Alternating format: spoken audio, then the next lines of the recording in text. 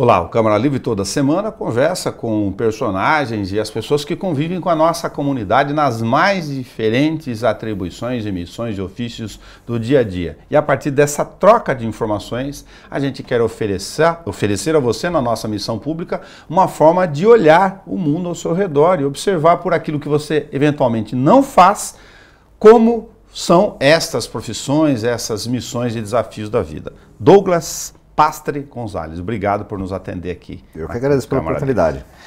Cara, você comentou com a gente que nasceu em São Paulo, ficou lá até cerca de 12 anos, a gente passa um pouquinho de situar as pessoas nas suas próprias histórias, né? E aí os pais, o senhor Dirceu e a dona Ana, seu pai nasceu em Pirajuí, foi para lá para rever a terra natal, depois de muito tempo trabalhando e tal. Essas questões de migrações e andanças da vida. O que você lembra da sua infância? Alguma memória assim? É de São Paulo, lá dos 10, 11, 12 anos, ou já é de Pirajuí? De algo que se marcou mais? Não, acho que é a infância de São Paulo. É? Eu estudei, né? Era um bairro pequeno, Pai Guarani, próximo a Itaquera. E os amigos que eu tive, né, de infância, que estão da primeira série até a 7ª série que eu fiz lá, todos estudamos todos os anos juntos. E são os amigos que eu tenho contato até hoje. A gente estava falando aqui sobre histórias, né, e escolhas da vida, né, sempre um processo de desenvolvimento humano e aquelas etapas naturais, né, um menino, um jovem. Depois, aí você contou pra gente que fez técnico agropecuária em Cafelândia. Era a oportunidade de aprender algo mais na época ou outra razão? Era a oportunidade de fazer algo diferente, né? Eu já residi em Pirajuí e o ensino médio todo mundo fazia técnico em contabilidade. Aí tive essa visão, para você só mais um fazendo técnico em contabilidade. Né? E Cafelândia é 30 quilômetros da cidade de Pirajuí, colégio interno, você ficava no sistema de internato. Então chegava lá no domingo à noite, voltava na sexta-feira à tarde, quase noite. Eita! E trabalhava, né? Tem todo o trabalho braçal, você aprendia, né? Desde o seu tratamento. Então você tinha a sua rua de café, que você tinha que carpir, colher, adubar, a parte de citros, a parte de pecuária, né? Desde os pequenos animais, grandes animais. Só vou fazer uma conexão aí com a questão da ciência, né? Daquilo que você faz no dia a dia, a gente já chega lá. Para quem possa achar que não tem, que nada se aproveita, né? No mundo, ó, você está falando aí de disciplina, contato com a natureza, convivência coletiva com os outros, né? As ordens, o trabalho, tal, a relação com o campo, o meio ambiente, isso deve ter ajudado em alguma coisa aí, depois ao longo da vida. Sim, todo aprendizado é válido, né? Nenhum conhecimento é nulo. Você pode fazer um curso de um ano, uma palavra que foi dita, diferente do que você pensava, já valeu tudo. Muito legal. Então, todo aprendizado é válido. Você percorreu algum outro caminho antes de chegar no Krav Maga? Eu iniciei com capoeira. Capoeira. Capoeira. Onde? Em Pirajuí. Pirajuí? Pirajuí. Tinha lá uma turma que fazia? Tinha uma turma sempre às terças e quintas. Depois, um dia eu fui para São Paulo, vi uma revista numa banca, 2 caras sangrando, na capa, falando de vale tudo. Era o IVC do Sérgio Batarelli, mestre Sérgio Batarelli. Aí eu ouvi falar sobre Brasília e Jiu-Jitsu, não tinha ideia que era isso. Fui pesquisar, de Pirajuí achei um professor aqui em Bauru, Marcelo Barbosa, foi nosso primeiro professor. Você já viu os Gracie lá? Isso, ver família Gracie, Brasília Jiu-Jitsu. Na época não sabia nem que era Google ou pesquisar, né? O celular não fazia isso, essa função. Aí eu achei o Marcelo Barbosa aqui, conseguimos levar para Pirajuí, o mesmo dia da capoeira, terça e quinta. Parei com capoeira para fazer o jiu-jitsu. Agora, só pegando um pouquinho do pedaço, a capoeira dá mais amplitude? Ou não? Movimentação, flexibilidade e alongamento? A flexibilidade e alongamento, sim. É. E velocidade, né? E velocidade. E a questão da noção de distância para tempo de resposta aí do corpo em relação a outras ajuda? Hoje vendo quanto à defesa pessoal específica, a noção de distância é muito perigosa. Porque você só fica ali contido por aquele círculo, pela roda da capoeira, e você fica recebendo golpe e dando golpe. Isso. E defesa pessoal é diferente disso. Muito bom, por isso que a gente usa. E aí você foi pro jiu-jitsu. Ficou quanto tempo fazendo jiu-jitsu? Eu estou fazendo há 27 anos. Você faz ainda? Agora em maio completei 27 anos. Puta merda. É a data que eu marco porque foi o primeiro campeonato junto com o Barbosa lá em Araçatuba, no shopping Araçatuba. Você chegou a disputar campeonatos? Já então, disputei rodar bastante pelo mundo aí? Hoje, idade não... Idade e peso não dá mais. Não, mas já que você falou, que idade você tá? Eu estou com 48 anos, completo 49 agora em setembro. Ah, tá novo. Aproveita o corpo ainda bastante. E onde entrou o Krav Maga nessa história aí? O Krav Maga, eu entrei num sistema antes, em 2007, conheci um sistema brasileiro de defesa pessoal, que é o Combato, criado na Marinha do Brasil. Tá. Onde eu sou mestre de combato, faixa preta 4º grau. Combato é um sistema. Combate é um sistema. Tá. Ele tem três tipos de treinamentos distintos. Para civis em academias, para força de segurança, Tá. que são policiais civis, militares, vigilantes, agentes penitenciários, né? E forças armadas. Entendi. O combate tem alguma coisa do Krav Maga, de algum jeito? Aproveita alguma coisa? Não é outra história? Não, tem uma leitura totalmente diferente. Tanto que para dar aula eu separo totalmente diferente. Né? Eu tenho alunos que fazem combate e Krav Maga, né? Mas o que acaba... Foi nisso que te levou a você querer, só para concluir o raciocínio anterior, como entrou o Krav Maga na sua história aí? Você estava fazendo jiu-jitsu já e aí surgiu tal coisa. O Krav Maga como veio? Eu consegui abrir uma academia em Bauru, Ataque, ficava ali na Vigílio Malta. Tá. Ataque é academia, onde ficamos ali por 11 anos. Em 2010 abri essa academia. Então, qual foi o contexto que eu tive?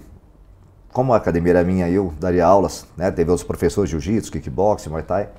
Eu fui ver mais uma oportunidade, mais uma arte que eu podia aprender para poder oferecer aos alunos, ao público, né, de Bauru. Entendi.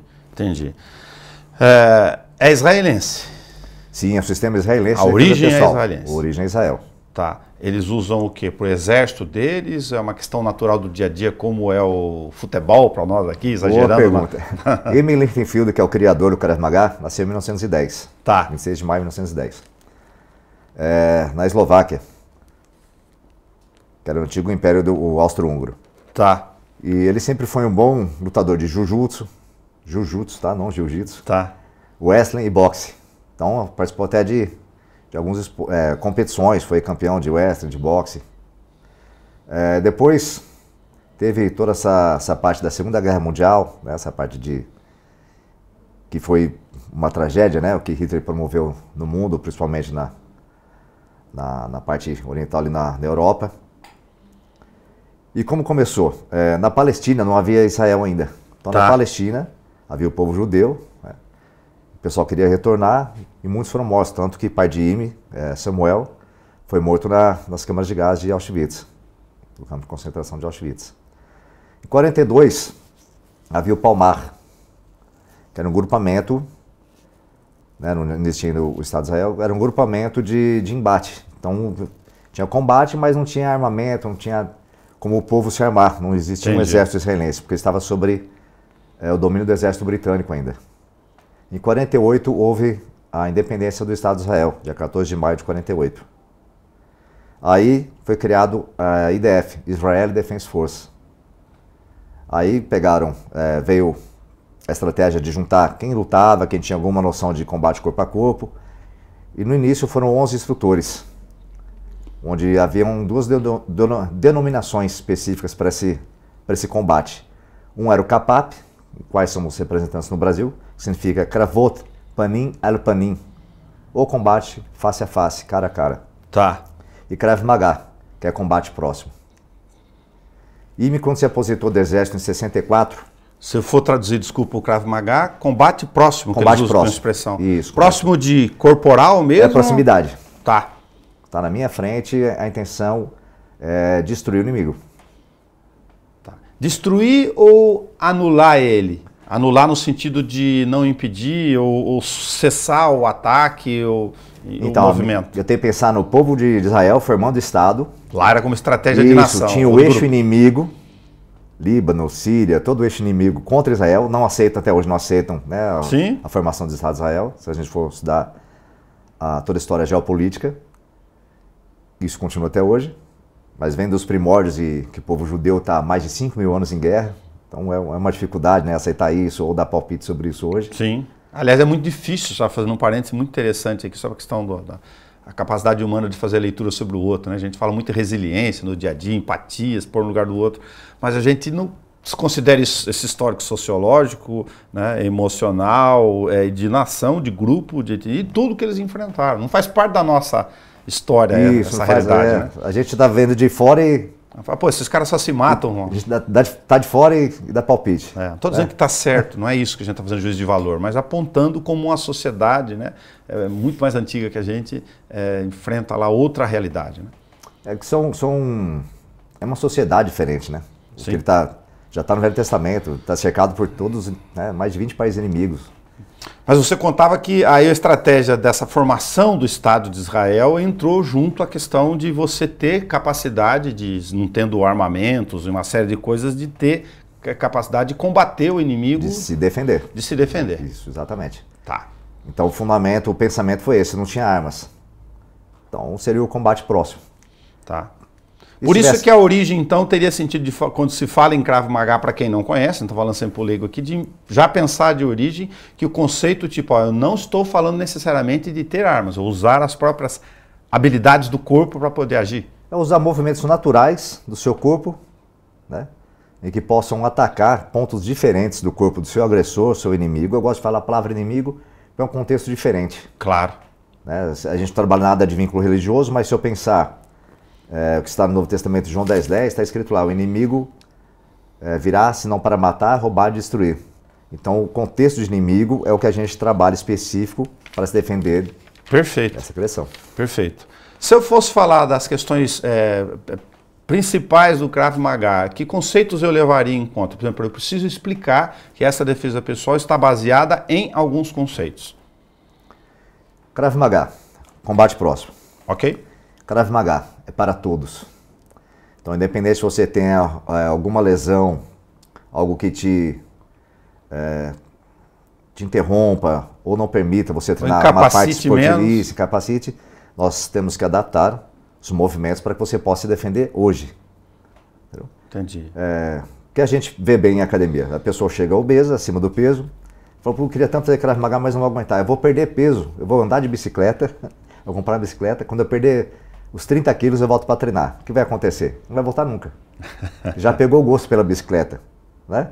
Já tem um grupo, a amizade, a simpatia, e não volta para fazer Krav Maga. Virou ciclista, não aprendeu. Então tem que te preparar hoje, tá, do jeito que você está.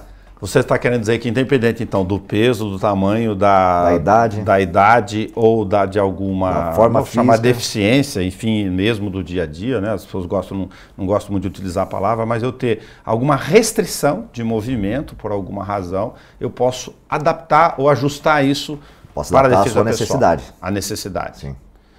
Entendi. Estou falando aqui de defesa pessoal em função do corpo, do objeto e do ambiente, por exemplo, seriam 3 elementos importantes? Tem que ter toda essa visão, porque quando nós trabalhamos esportes, né, não Krav Maga, esportes, todos os esportes de contato, de luta, têm uma área determinada. Né, a gente estava conversando sobre jiu-jitsu agora há pouco, sobre defesa pessoal. Mas em que dia que você jogou alguém no asfalto, ou que você caiu junto? Então tem que ter essa visualização. Sim. A gente tem um tatame de 4 centímetros ou de 3. Você sabe que vai cair no O boxeador está no ringue, tem cordas, ele não vai cair para trás, ele tem a corda para apoiar. Quem luta MMA tem o octógono, né? Ou seja, forma... Aquele espaço pré-delimitado. Tem juízes de ponta, um juiz de centro, tem ética, tem regras, tem leis. Então são coisas diferentes que a gente tem que visualizar que diferenciam da defesa pessoal. Tá.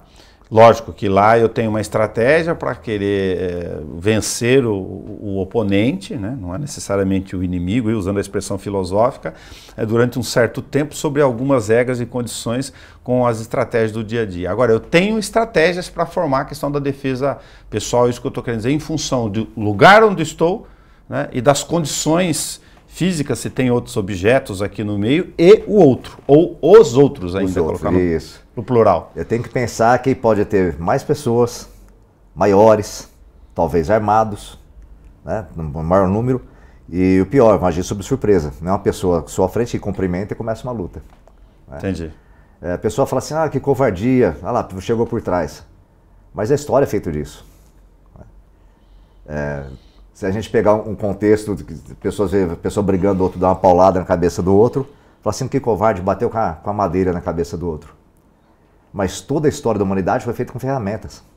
A partir do momento, derruba o outro no chão, agora chuta a cabeça com o outro desacordado. A partir do momento que o homem da caverna, né, tem 2 contextos da criação aí, né, Charles Darwin e o Gênesis, mas a partir do momento que o homem descobriu a pedra lascada, que ele aprendeu a pegar animais, dilacerar a carne, tirar o couro e descobrir o fogo, é a ferramenta que ele usa, inclusive para matar o outro, matar o inimigo que tentava né, roubar o território dele, ou mulher, ou a carne dele. Então, quando eu treino ou me preparo para a iniciação e ao longo do tempo o desenvolvimento do Krav Maga, eu também utilizo as estratégias de objetos ou não, eu lido com o corpo o tempo inteiro, só para entender o treinamento. Com o corpo, e nós temos artes, nós chamamos de artes co-irmãs. Nós temos um congresso anual no Krav Maga. Ok. É sempre um ano em Goiânia, que é a nossa sede.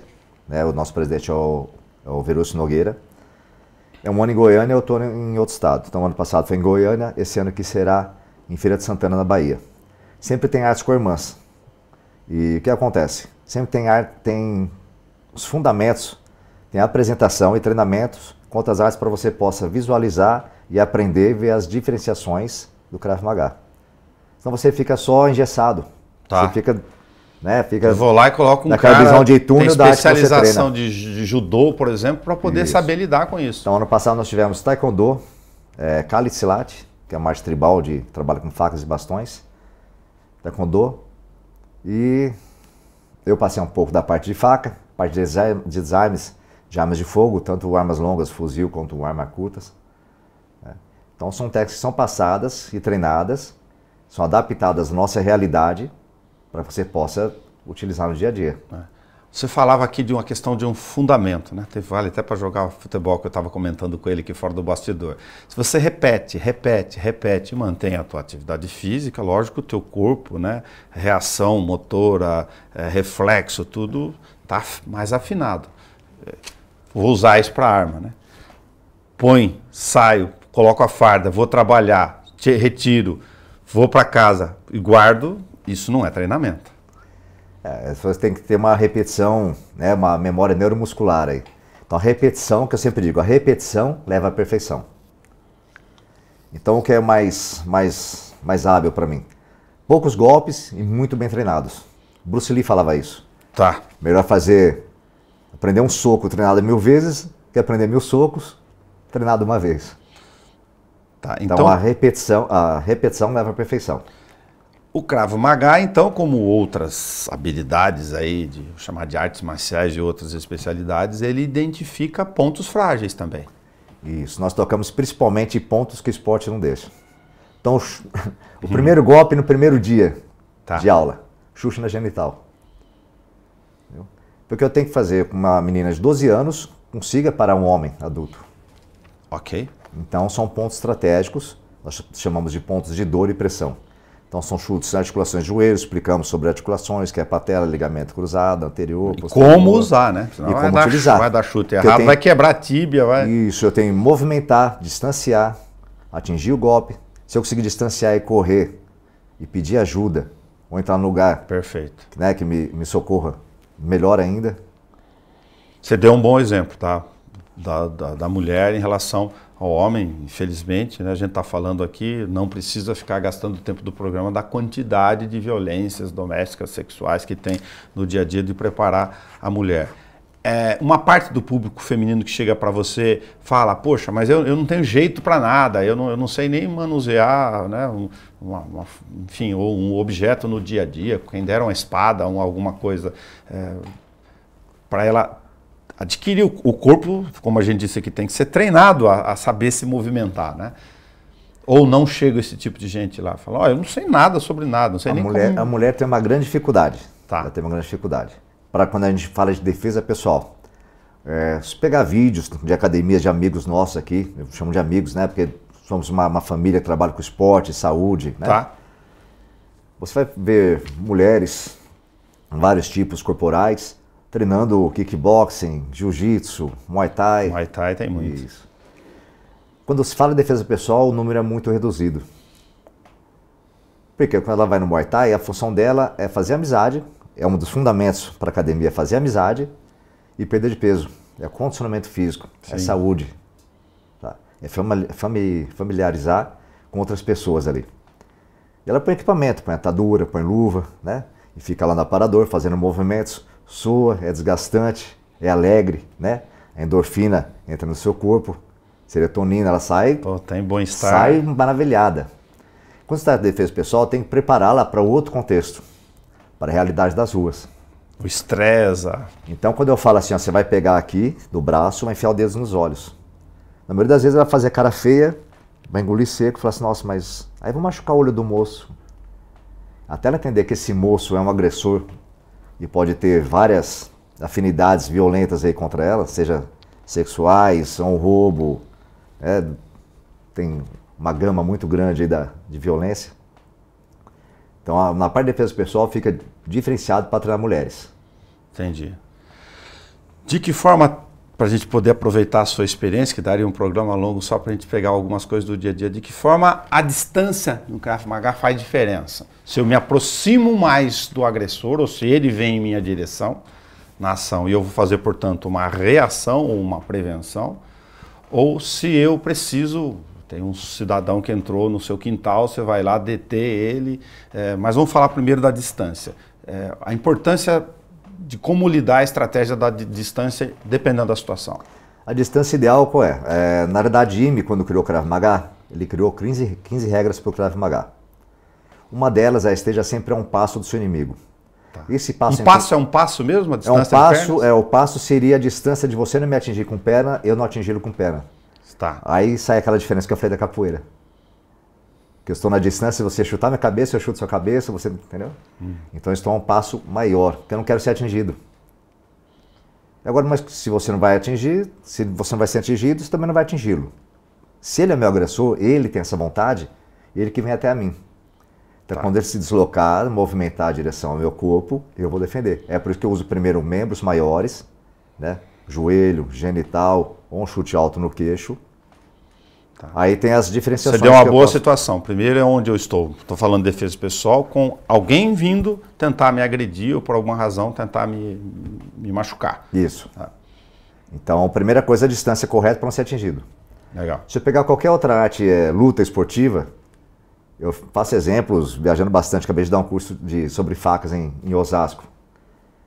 Você faz apresentações, explica a didática, e a pessoa fala assim, ó, vou socar, vou bater na sua testa, vou socar a sua testa, você defende. Eu coloco a mão da pessoa aqui, explicando que minha mão vai entrar aqui. Ninguém defende. Porque não está treinado para fazer o movimento correto diante daquela circunstância? Ela está treinada, só que ela está treinando com luva. Entendeu? Entendi. Com luvas que fecham, uma luva 16 onças que fecha o rosto dela. A hora que coloca a mão, é outra coisa. Deixou aberto o espaço. Deixou aberto. Entendi. E outra coisa, ela não se move. Ninguém se move. Então eu fui dar aula sobre facas. Eu trabalho bastante com lâminas. Né? Mas aí vale aquela assim, questão óbvia que eu estático sou muito mais fácil, teoricamente, para ser atingido. A didática que a gente trabalha. Quem se movimenta, ganha distância. Quem tem distância, quem ganha distância, ganha luta. Seja correndo, seja lateralizando, triangulando para frente ou para trás, triângulo masculino, feminino, avançando, recuando. Mas a pessoa fica estática. E treinar esse ponto de estratégia e da técnica correta. Quer dizer, quando eu faço lateral, quando eu faço diagonal. Aí vai entrar aquele contexto que você falou. Tá. Quando eu tento rodar. Isso, aí voltar no local, tem que tomar cuidado, pode ter mesa, posso ter o hidrante, posso ter uma viga, posso ter outra pessoa. Vim por trás. Sai da briga aqui para bater em outra lateralmente. Então aí que diferencia a realidade para um tatame. Sim, sim. E essa questão da estratégia sobre enfim, o agressor, vamos tratar nessa situação primeiro, né? Mesmo que seja uma questão de crime, ter algo em mãos. Ou ele puxa, por exemplo, deixar a arma de fogo pela última situação. Se o Krav Maga também pensa essas estratégias. Se alguém vem tentar me agredir com um objeto, né? Uma faca ou alguma outra coisa, um pedaço de pau e ferra. Eu vou responder com uma pergunta. Claro. Você poderia usar uma faca contra o agressor?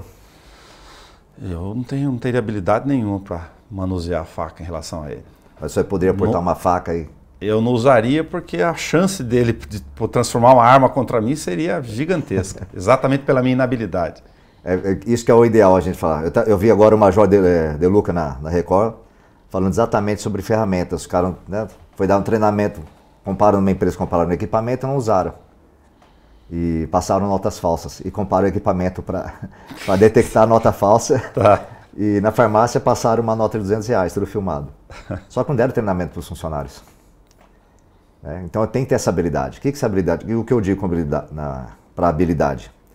Nós temos aí um axioma que se chama CHA. O que é CHA? Conhecimento, habilidade e atitude.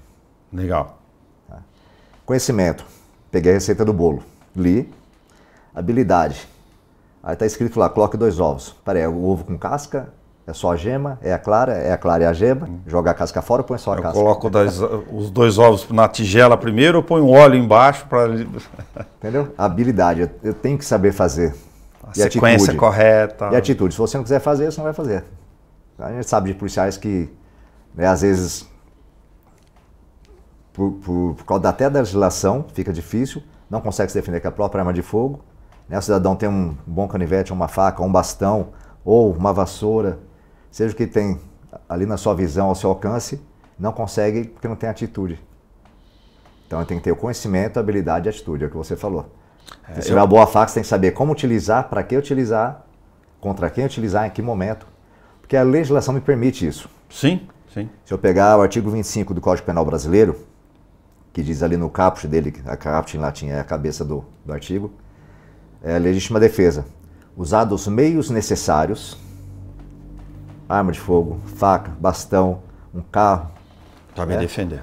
Usar os meios necessários contra agressão atual, injusta ou iminente, contra si ou outrem. Então essa é a diferenciação para Krav Maga. Ele ensina a defender a você e as terceiras pessoas. Se você tem condições de defender, auxiliar, tudo bem. Não tem como, você também não pode arriscar a sua vida. Agora eu vou na ideia de me defender ou numa questão, né, uma desinteligência do dia a dia, para usar uma expressão do dia a dia. Tá lá no trânsito, o cara saiu, ficou bravo, você deu uma buzinada, o cara tá maluco. Já desceu com a chave de roda na mão. Já desceu com a chave de roda na mão. Lógico que você vai, ambiente, atitude, o que tem, reação rápida, motora, treinamento, para poder tomar a estratégia eficiente, rápida na hora, mas eu tô correndo um risco danado, enfim, inevitável, desnecessário explicar, né? Se bate uma chave na minha cabeça, eu não vou nem ter chance de conversar sobre isso depois, é velório na certa. Neste caso, ele chega, o treinamento seu, no nível de eu poder tirar esta arma nele, uma opção, eu não ser atingido, lógico, me defender corretamente para não ser agredido, não sofrer um dano físico, seria até fatal eventualmente, ou inclusive e até, dependendo do caso, se tiver outros riscos de utilizar aquela mesma ferramenta para, infelizmente, colocar o outro em uma outra situação, desmaiá-lo, enfim. O que eu indico é o seguinte, a gente volta lá para a prevenção. Tá. Já aconteceu esse fato, a prevenção. Certo? O que é a prevenção? Tem 3 modos de você cessar essa agressão. Ele quer bater com ferro na sua cabeça. Ou você pega seu corpo, sua cabeça, sai fora, ou você tira o ferro dele, ou você negocia. Fala, opa, calma, tenho seguro, eu pago tudo, fica calmo. Só que isso com distância e verbalização correta. Aí nós vamos entrar num tratado que é o uso progressivo da força. É um treinamento específico que a gente trabalha com toda... Primeira estratégia, nesse caso, está falando muito legal, esse exemplo que você está falando. Era inteligência emocional, né, do meio. Ele quer a sua cabeça. Se for a condição... Se eu tiver a chance, a oportunidade, a distância. Né? Tá, legal. Tentei resolver o conflito sem nenhuma agressão. Né? Não deu, o cara já veio alucinado, aí começa a ter as outras gradações. Graduações, exatamente. Aí numa graduação dessa, se eu pegar o uso progressivo da força, tem a presença física, que ele não respeitou, a verbalização você tentou. Você vai ter que manter controle das mãos e distância segura.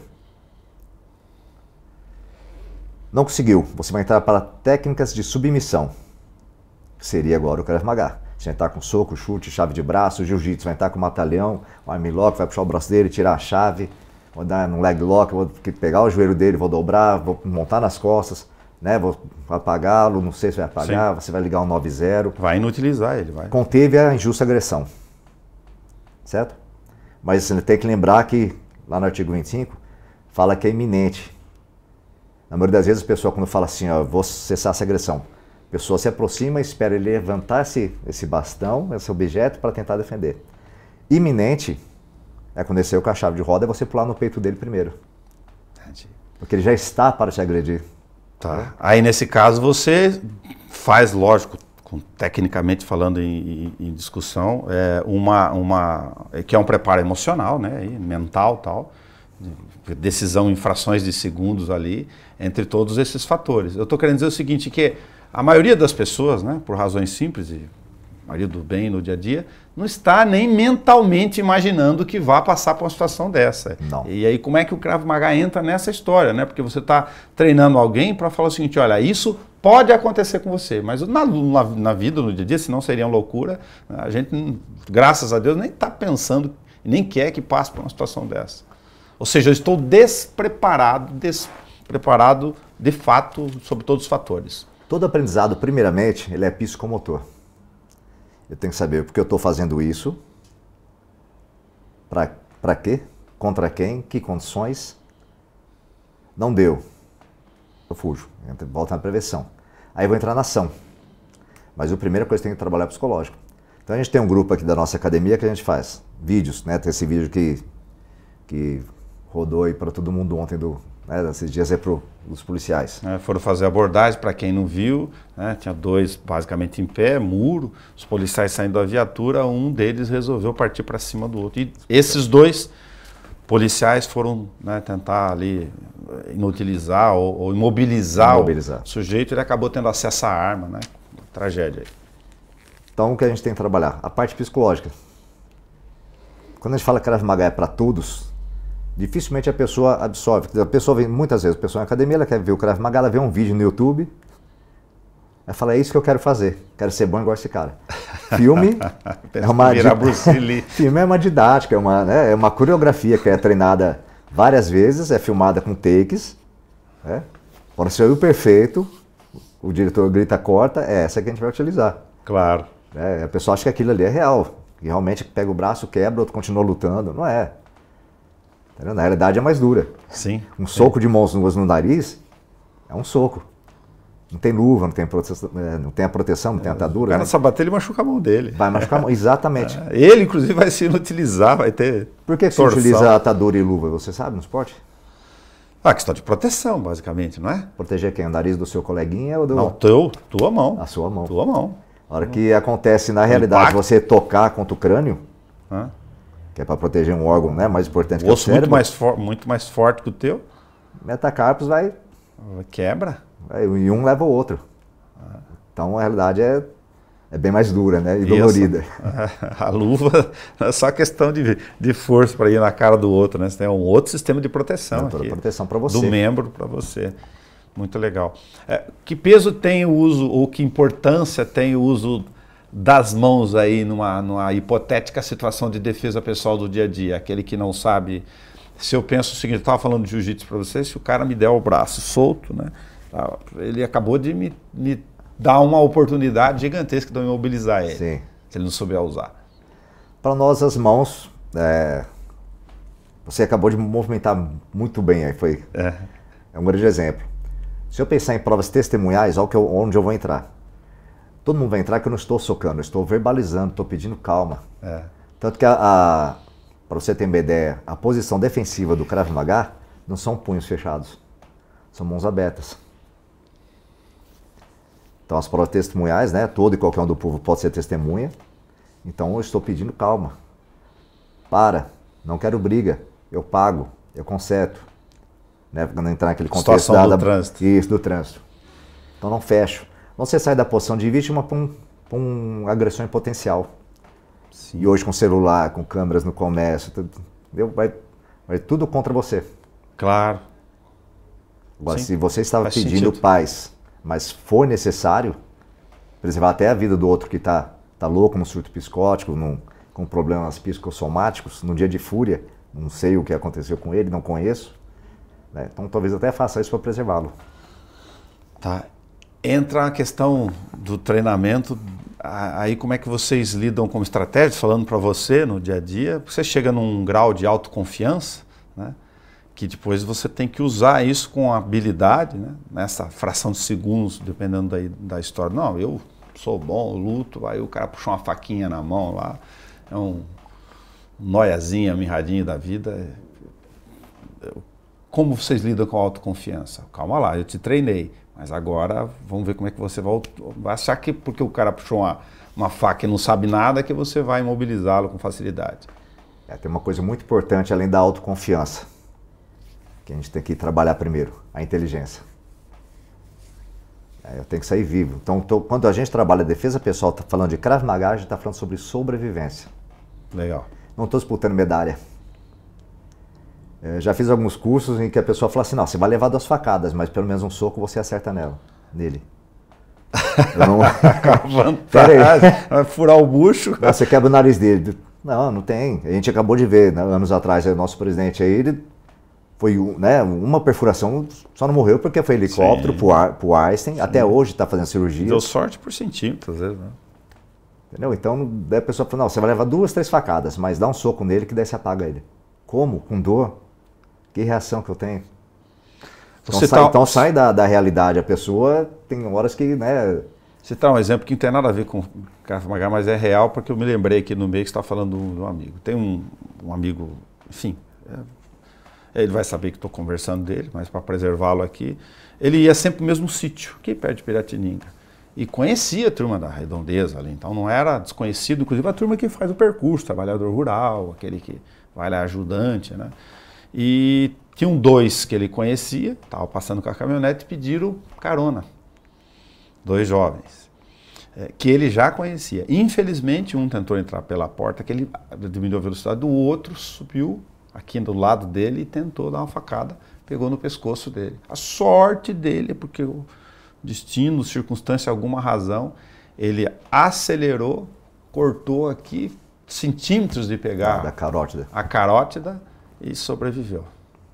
E foi sangrando para Piratininga, foi atendido. Tem que fazer o cara caiu. Fazer um tapoamento e... mas você vê, não estava esperando nada, parou, lógico que ele foi tentar dar carona para alguém conhecido, não serve nem como referência, mas eu estou falando da questão da fatalidade aí, como com esses conflitos com arma, quantos acidentes a gente vê no dia a dia de brigas de noite, de molecada, cai, bate a cabeça no chão, aí você perdeu consciência, tudo chega um monte chutando na cabeça. A maioria quando a gente fala, né, da violência, a maioria do que acontece hoje é dentro de casa. Se eu pegar violência doméstica, vamos pegar um exemplo. Tá. É conhecido, é seu pai ou é padrasto, estamos falando de crianças, né, de infantes, de adolescentes, ou a própria esposa. Né? E como que ela vai relatar isso? Ela está sofrendo dentro de casa. Então o que a gente tenta trabalhar mulheres. Quando a gente fala de... As mulheres procuram assim, deixa eu dar uma explicação. A mulher manda uma mensagem no WhatsApp, que é, né, no nosso modo de comunicação sobre as aulas. Ela fala assim, tem mulheres? Tem mulheres, mas você vai treinar com homens também. Aí eu queria treinar só com mulher. Então, mas quem vai te agredir na rua, possivelmente, ou dentro de casa, é um homem. Ou na maioria das vezes, infelizmente. 96%, a estatística, 96% é um homem. É homem. Não é briga de menina na escola brigando com a namoradinha. Não, já é uma mulher adulta. Ela quer estar com mulher. Você já tem que estar preparado para a questão natural da covardia, né? Mas física. Ela já não consegue enxergar a realidade, né, do que acontece. Então, é essa que eu tenho que convidar, explicar a realidade. Vai acontecer assim. Essas alunas aqui que eu tenho não passaram por isso, mas estão fazendo por prevenção. Se necessário, terão que atuar, né? O que é janela de oportunidade? O que significa essa expressão para o Krav Maga? Janela de oportunidade, acabei de ouvir de um novo amigo hoje. Tá. Quando ele sofreu uma agressão e o agressor dele maior, mais forte, acabou oferecendo o braço, ele luta jiu-jitsu e acabou aproveitando o braço para neutralizá-lo, para parar a injusta agressão naquele momento. Janela de oportunidade é que eu acabei de falar no momento do carro, voltando, no trânsito dá para correr, corre. Né? Mas se ele destruir meu carro, assim como você faz Krav Maga, você faz um seguro do carro. Para que você faz um seguro do carro? Proteger ali, para que você ressarcimento. Para que você faz um plano de saúde? Ter resposta rápida ali. Para usar amanhã? Para usar, não. Você faz um plano de saúde, nunca ninguém fica contente e fala assim, nossa, agora eu, né, fiz um plano de saúde, assim que eu tiver câncer, eu vou ter um quarto só para mim. você não quer usar. Nem você, nem o familiar. Você não quer pisar naquele lugar. Você faz Krav Maga para quê? Para não usar. Se necessário, utilizá-lo com eficiência. Por isso o treinamento é repetitivo. Legal. E aí entra uma outra questão natural de filosofia, então, que é importante falar. Se eu precisar, eu tenho as condições para, eventualmente, tomar a melhor decisão, inclusive para a janela de oportunidade. Mas se eu não precisar, eu sigo o treinamento para a questão da saúde, o bem-estar, Sempre mantendo no início, na minha vida aí uma situação saudável. Sempre no início das aulas a gente coloca isso aí. Ou eu já faço assim, relembrando o que foi na última aula, por que treinamos, para quê, né? Para onde eu corro. São aulas o quê? De 1 hora de duração? 1 hora de duração. Uma duração? Tem um circuitinho físico para aquecimento antes, O em outras lutas, o aquecimento a gente procura fazer o mais curto possível. Porque o que interessa para nós não é ficar fazendo flexibilidade, alongamento, porque eu não trabalho rounds. Se eu pegar uma estatística de rua, o combate dura aí 10, 15 segundos, Exatamente. No máximo.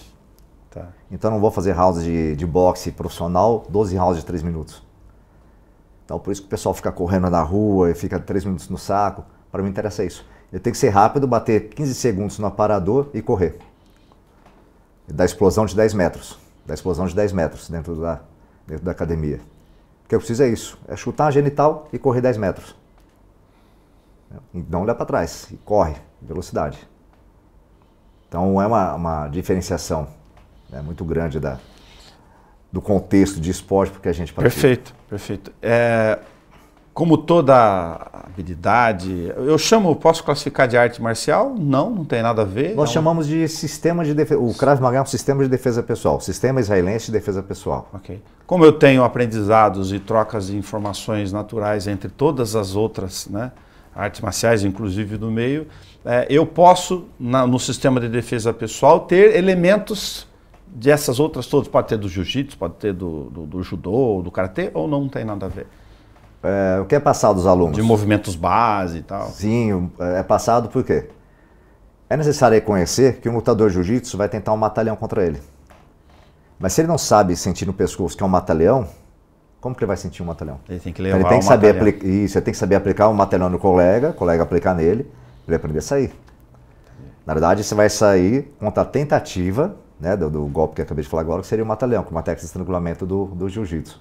Sim, certo? sim. Mas ele tem que aprender isso aí. Ele tem que aprender que é uma chave de joelho. Ou não levar, aprender a não levar. Ele tem que aprender que é uma chave L, uma mão de vaca. Né? Então são coisas. Ele tem que aprender como que chute do Muay Thai, chuta com a canela. E para nós no Krav Maga, chutamos com a bola do pé.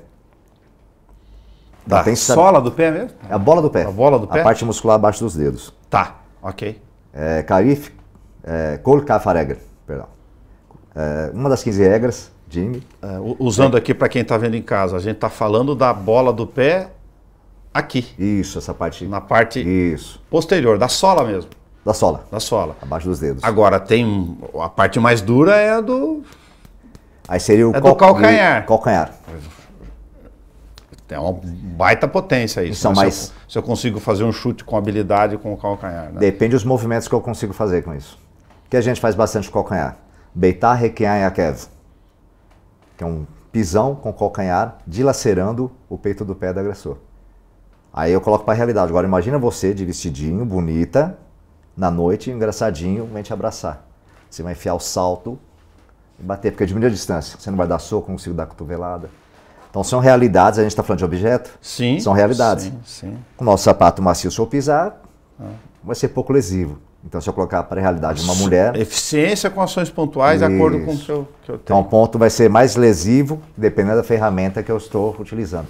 Tem muito dessas questões da estratégia de ação e reação, então, aí, de eu desestabilizar no sentido mais amplo de o outro cessar a agressão, né? O olho, o dedo no olho, enfim, essas questões todas que você fala, o que eu tenho de objeto, peso, o chute na genital, e depois não necessariamente, muitas das vezes, continuar o contato. Às vezes pode ser dispersão. O mais inteligente seria, porque eu acabei de falar agora de rounds, tipo bate-corre que a gente fala do dia a dia. Isso. Entendeu? Tem um contexto que a gente trabalha que se chama RPM. O que eu tenho que fazer? Bater rápido, primeiro e muito. Então sai do contexto esportivo que eu faço jab direto, espero, jab direto, esquivo, jab direto, movimento.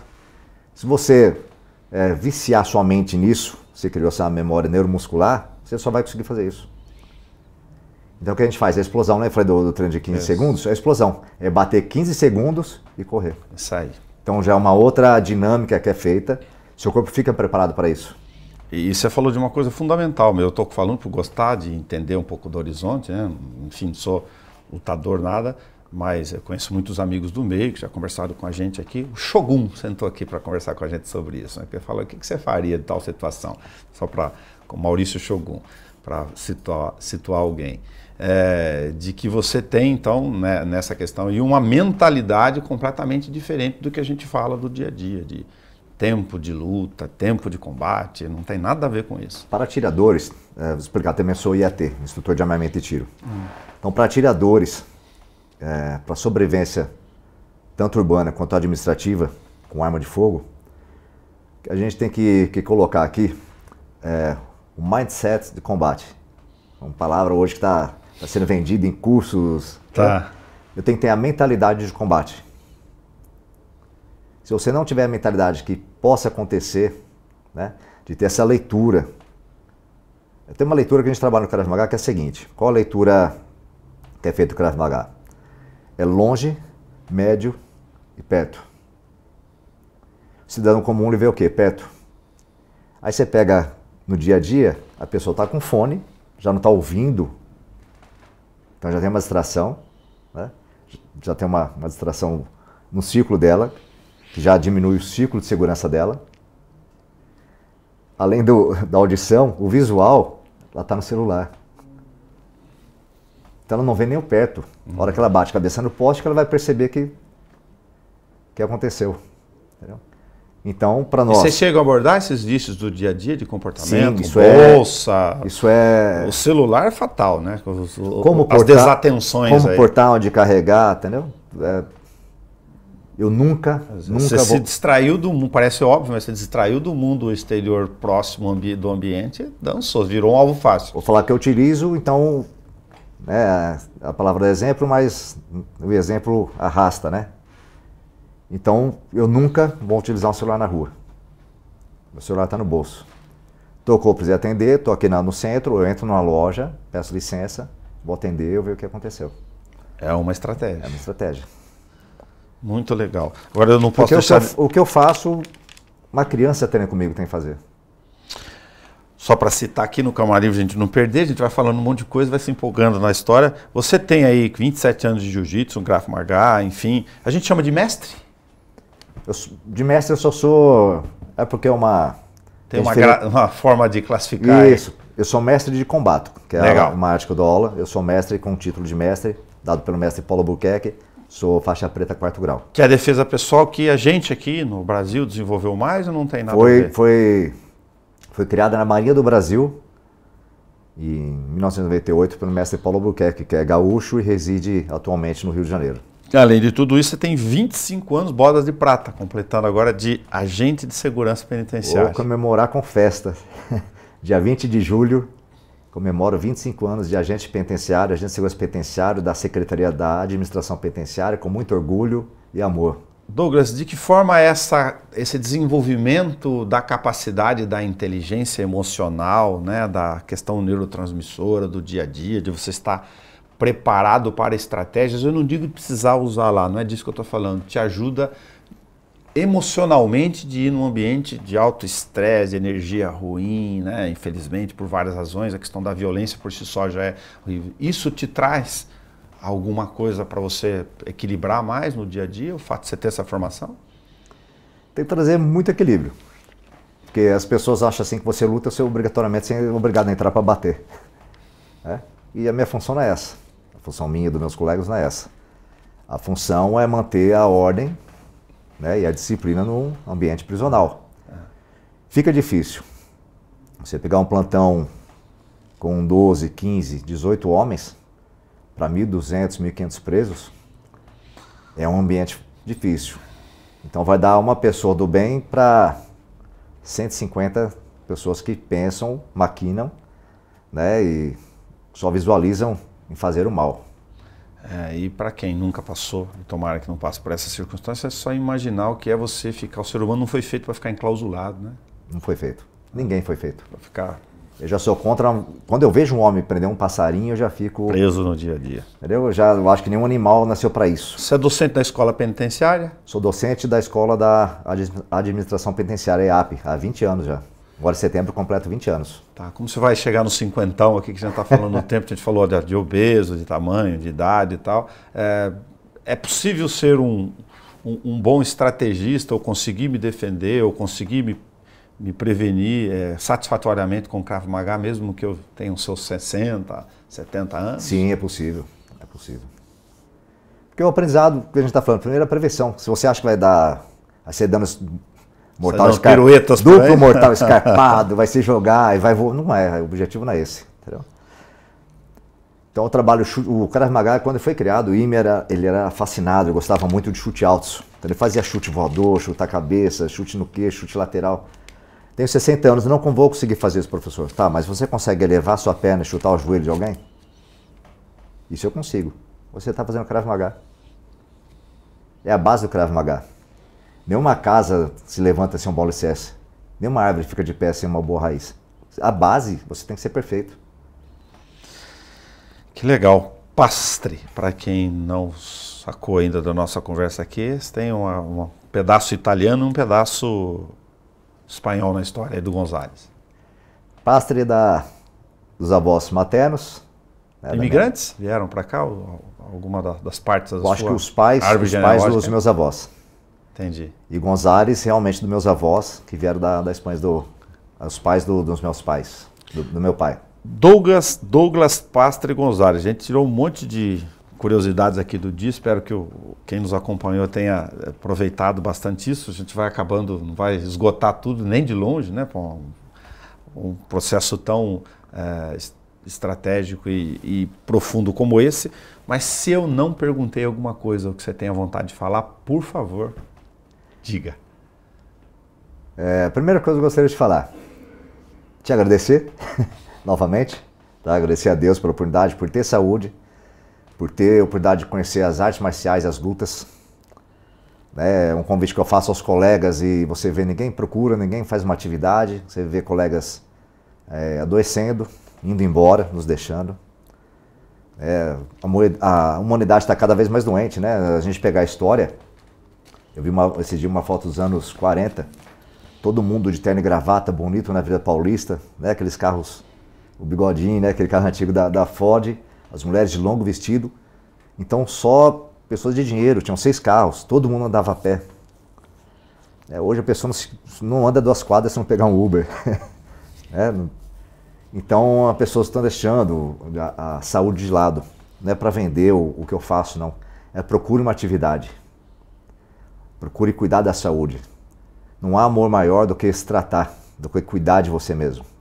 De colocar seu filho numa atividade, você, seu marido, o marido colocar a esposa, fazerem juntos. Esse é o maior exemplo de carinho que você possa ter. Para quem quiser conhecer o Krav Maga, posso... Claro, por favor. Quem quiser conhecer o Krav Maga, nós estamos aqui em frente à Câmara Municipal, na Rodrigues Alves. Mas em frente mesmo aqui? Em frente, tá. Em frente à porta da frente aqui, tá. Onde ficam as bandeiras. Em frente à Câmara Municipal, na Praça Dom Pedro II, 149, na Academia Tim Silva. Já agradecer o Rogério e a Carla, são proprietários da academia, pela oportunidade, pela parceria. O Rogério conversou com a gente aqui. Sim, o Rogério é um parceiro, trabalho com ele. Muito bom, tem uma atividade de voluntariado fora. Sim, ele faz o trabalho com as crianças, que é coisa magnífica. Muito bom, Douglas. Você é nosso vizinho aqui, é um prazer conhecê-lo. Mas estranho, né? Como o mundo literalmente é infinitamente pequeno dentro da nossa limitação. Você está aqui do lado, um prazer conhecê-lo aqui. Prazer é todo meu. Obrigado. Douglas Pastre González, a gente conversou hoje com a trajetória para você saber lidar com a tua vida, as tuas habilidades e se proteger. Por que não?